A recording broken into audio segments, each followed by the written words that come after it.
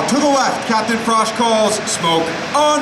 Off brakes now. Burners ready now. And the Blue Angel Diamond is rolling.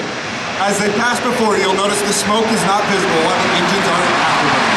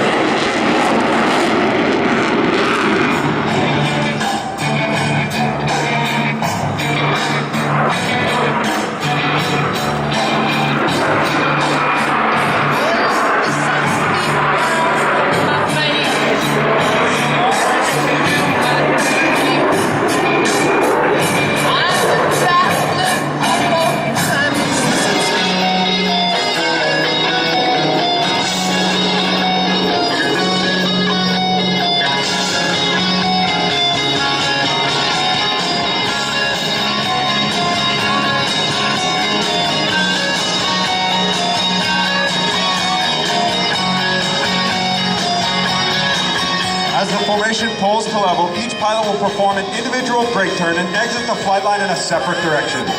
The Blue Angel barrel roll brake.